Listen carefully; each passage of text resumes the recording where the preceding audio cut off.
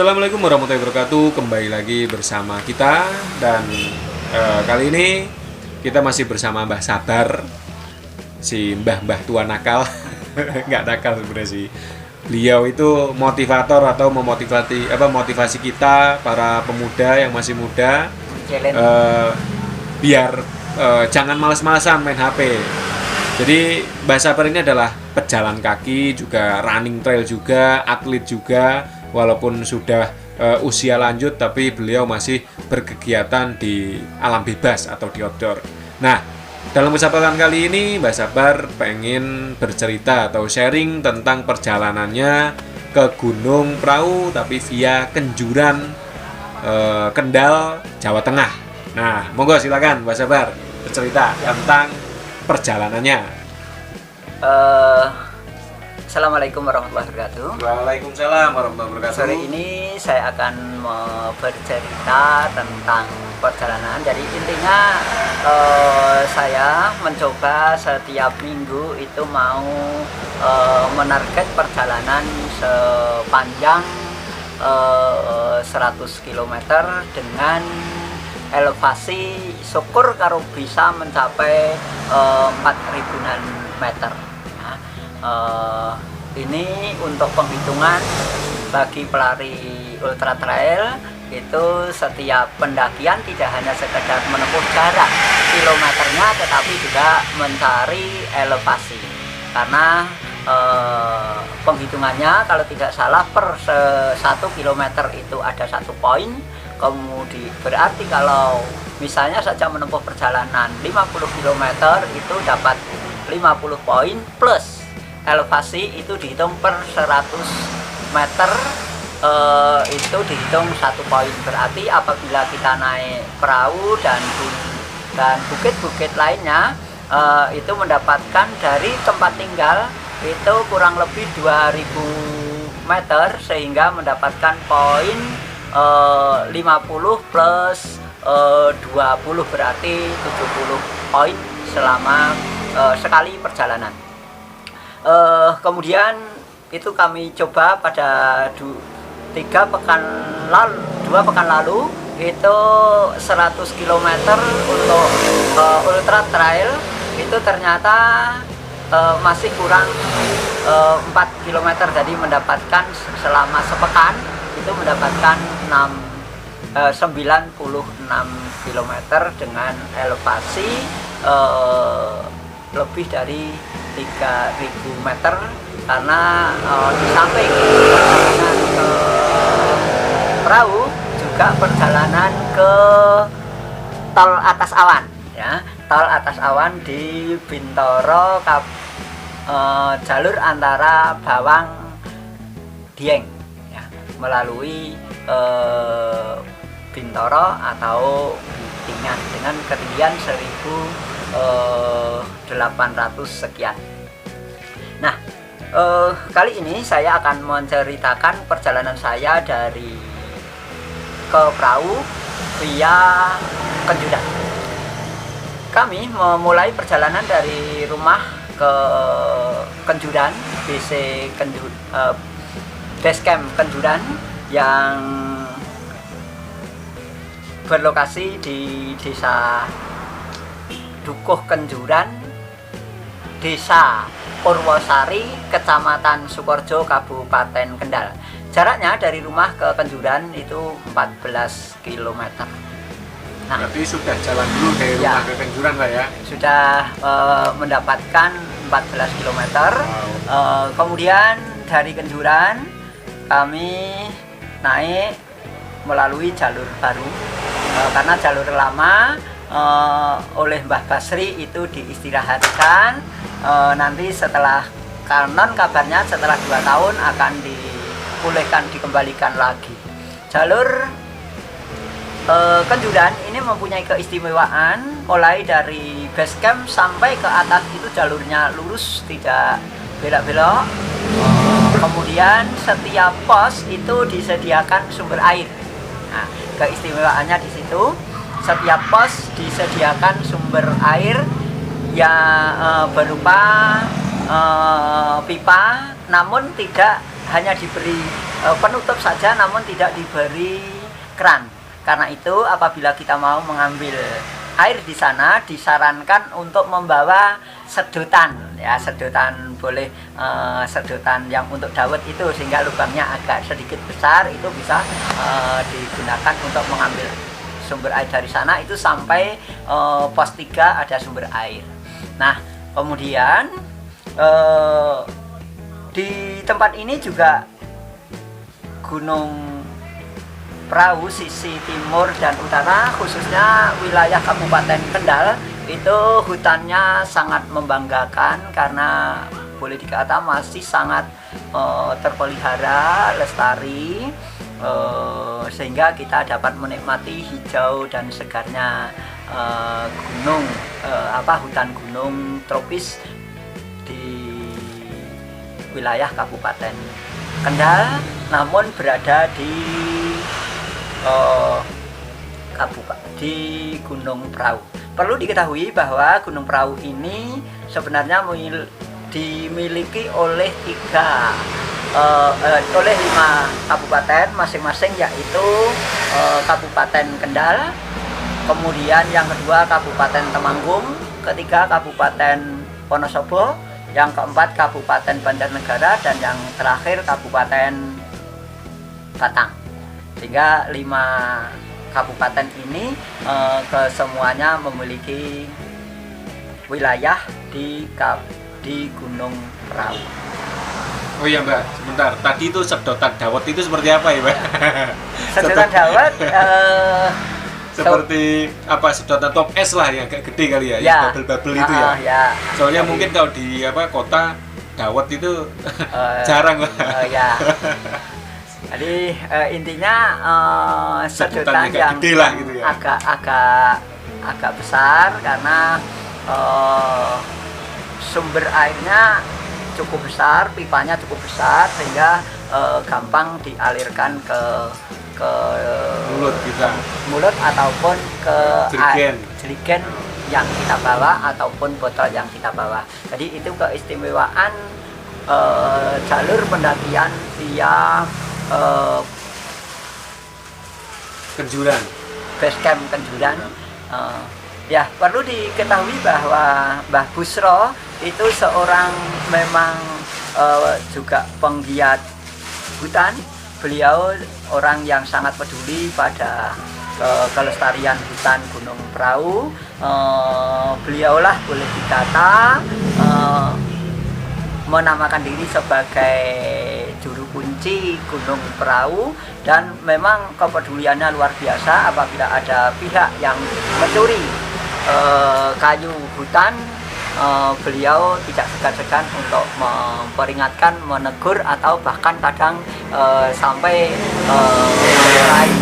Hingga memang Mbah Busro ini sementara ini hidup sebatang kara, sehingga apabila para penggiat alam akan melakukan pendakian yang sedikit menantang, bisa kami rekomendasikan melalui jalur Kenjuran, karena yang pertama memang jalurnya cukup menantang, kemudian yang kedua hutannya lumayan rimbun, dan yang ketiga dapat membantu Mbah Busro dalam rangka memelihara hutan Prau. Tapi jalurnya di sana gimana Mbak? Maksudnya treknya itu landai atau nanjak atau hutan atau apa tuh?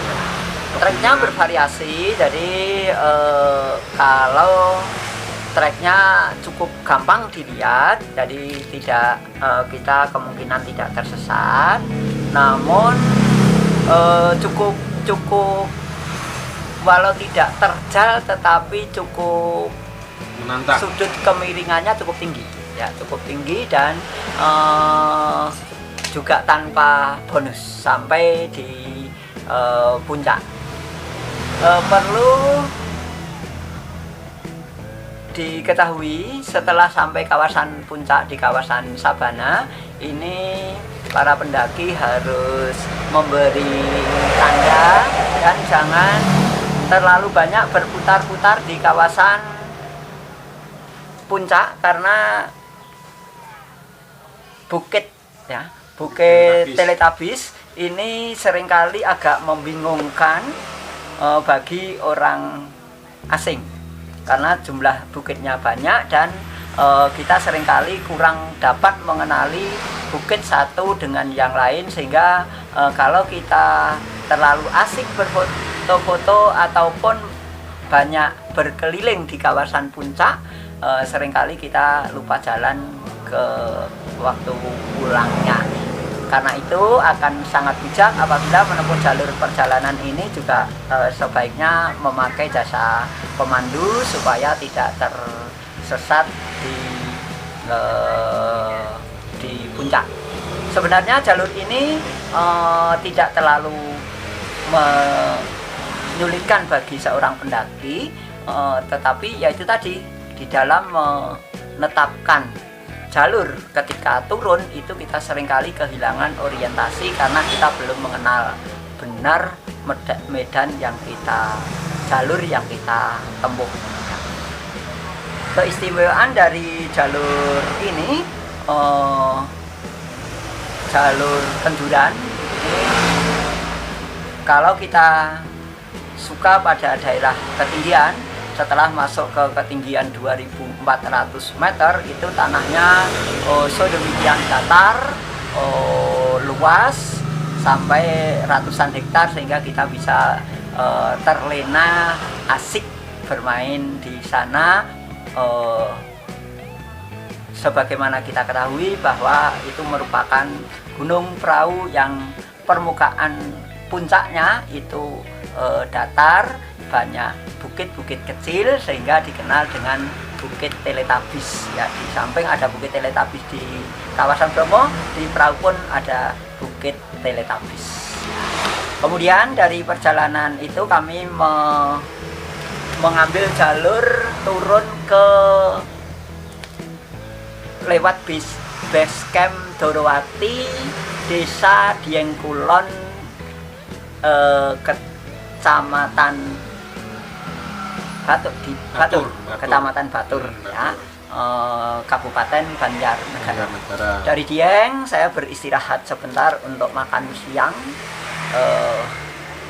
kemudian melanjutkan perjalanan ke Batur dan mampir ke Bukit Sipandu. Nah, hanya mampir saja karena relatif dari kawasan Batur itu naiknya tidak ada 200-an meter. Kemudian turun ke kawasan tol atas angin ya, tol atas angin. Angin ya, bukan awan ya. Tol atas awan ya, tol atas awan. Bintaro Mulyo, jalur antara Bawang ke Dieng.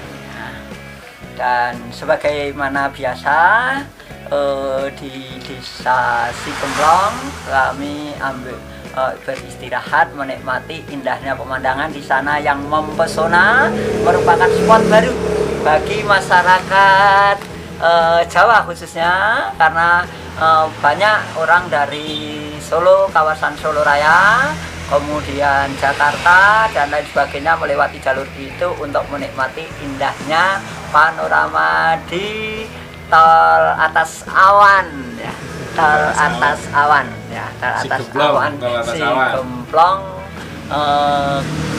Kecamatan Bawang, Kabupaten Batang, yang sekarang ini baru ngetren dan viral ya di media sosial. Kemudian kami pun sebagaimana biasa menempuh perjalanan pulang sampai ke rumah kembali pada jam 9 malam, memperoleh jarak 42 km. Dalam seharian berarti ditempuh muter-muter berapa kabupaten itu Pak? Ya. Kendal, mungkin Kendal. sampai atas, mungkin lewatin Temanggung ya, Ya, perbatasan coba antara sedikit, apa Temanggung namanya, sedikit, perbatasan Temanggung, kemudian Kendal, Wonosobo, ya, terus dan Banjarnegara, Batang. Batang Wow. baru. Jadi Dalam sehari keliling Lima 5 kabupaten. kabupaten. Wow, mantap jiwa.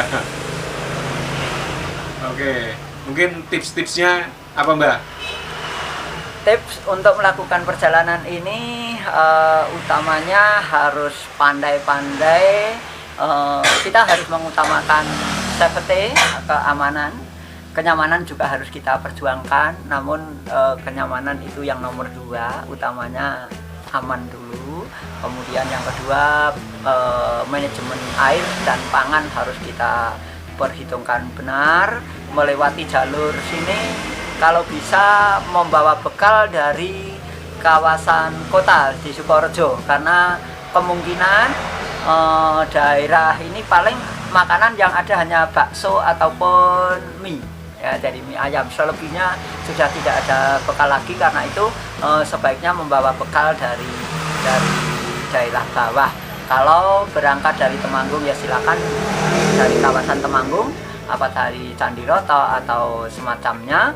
Tetapi kalau lewat Kabupaten Kendal ya ambil bekal di Sukorejo, karena daerah atas paling banter kita hanya mendapati makanan itu berupa bakso maupun itu. Jadi harus pandai-pandai mengatur. Kalau sudah sampai ke Dieng, tentu kita sudah tidak akan kesulitan lagi mendapatkan makanan. Tinggal pilih, ada warung makan kelas resto maupun warung Padang ataupun tempat-tempat kaki lima banyak kita jumpai. Jadi tipsnya itu, dan jangan lupa kita harus mempersiapkan fisik dengan baik. Tidak harus dipaksakan, karena perjalanan antara keinginan dan rintihan tubuh itu tidak pernah sejalan. Maunya keinginan itu cepat, sementara tubuh kita itu untuk dapat menjadi orang terlatih membutuhkan waktu berbulan, bahkan kadang tahun. Untuk yang berusia muda barangkali persiapan 6 bulan sudah sangat bagus, tetapi untuk orang berusia tua itu harus butuh waktu bertahun-tahun, paling tidak 2 tahun harus persiapan secara intensif untuk mendapatkan kondisi tubuh yang dapat memenuhi harapan keinginan kita. Ya, insya Allah dalam rangkaian ini nanti kami pekan ini kalau bisa akan menggapai 100 km. Ini sudah dapatkan paling tidak hari Minggu itu sudah 40 km. Ini nanti kemungkinan saya mendapatkan sekitar 25 km. Jadi insya Allah nanti pada hari Jumat dan semacamnya sudah mendekati itu. Jadi dalam 2 minggu kemungkinan bisa tercapai 100 kilo. Kalau 2 minggu barangkali akumulasi, karena hari Minggu itu kan rebutan. Boleh dikata awal pekan dari minggu yang akan datang, tetapi akhir pekan dari pekan itu, sehingga nanti hari Minggu itu perolehannya harus dibagi 2 antara pekan ini dan pekan yang akan datang, karena kita hanya bisa beristirahat kurang lebih 2 hari sampai 3 hari sepekan, dan kita memang harus mempersiapkan istirahat yang cukup, karena tubuh kita itu ketika kita melakukan aktivitas berat berarti otot kita rusak, barulah kita perbaiki, kita bentuk ketika kita melakukan recovery, istirahat ya Mbak ya. Dan jiwa. Dan selanjutnya apa lagi Mbak? Ya, dan selanjutnya jangan lupa makan yang bergizi, hindari makanan berlemak. Boleh dimakan, tetapi untuk yang bertubuh semacam Mas Aji masih kemungkinan masih memungkinkan, ya, yang lemak Namun untuk yang bertubuh gemuk, saya harapkan lemak dikurangi, makanan-makanan gurih juga, bahkan energi pun nasi itu juga perlu kita hitung dengan cermat supaya tubuh kita juga tidak terlalu tambun, karena kalau tambun nanti kita latihan lari juga akan kesulitan dan itu tidak direkomendasikan. Untuk orang yang bertubuh gemuk itu sebaiknya memulai aktivitas bukan dari lari tetapi dari jalan dulu, setelah terlatih barulah lari, karena orang lari itu hasil koordinasi kerja antara kaki termasuk otot dan persendiannya, kemudian perut, paru-paru dan jantung semuanya kerja bareng, termasuk sumber energi juga harus kita perhitungkan.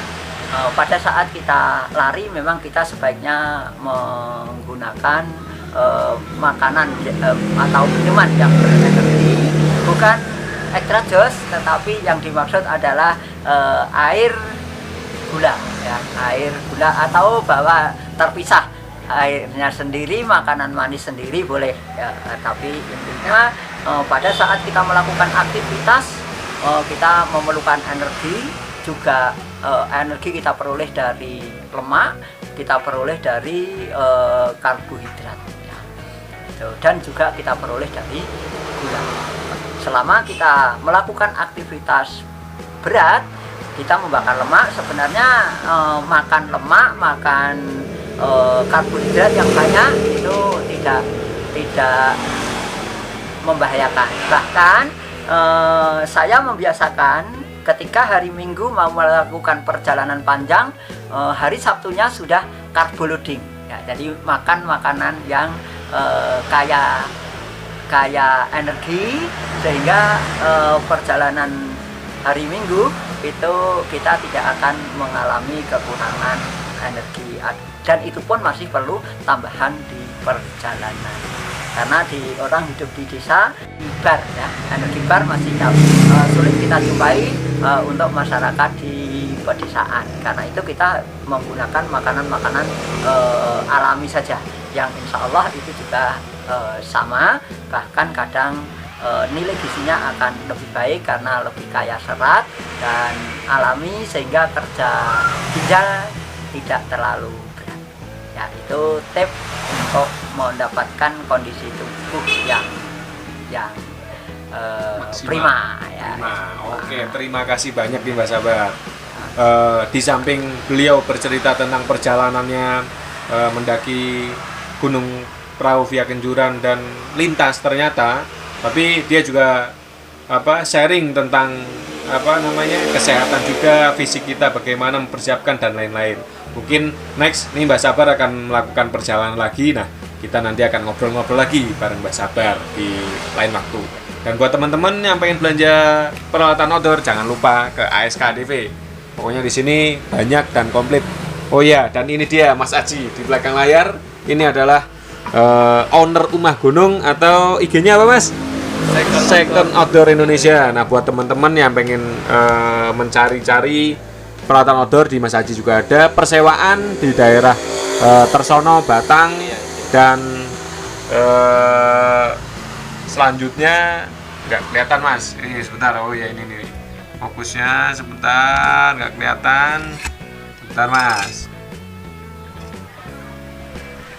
Second Outdoor Indonesia, nggak kelihatan Mas Haji. Nggak kelihatan ya. Pokoknya Second Outdoor Indonesia. Dan terima kasih buat Mbak Sabar sudah menjadi narasumber kita, dan next kita akan ngobrol-ngobrol lagi sama Mbak Sabar. Dan sekian video tentang kali ini, bercerita bareng Mbak Sabar dan lain sebagainya. Mohon maaf bila ada kata-kata yang kurang berkenan. Wassalamualaikum warahmatullahi wabarakatuh.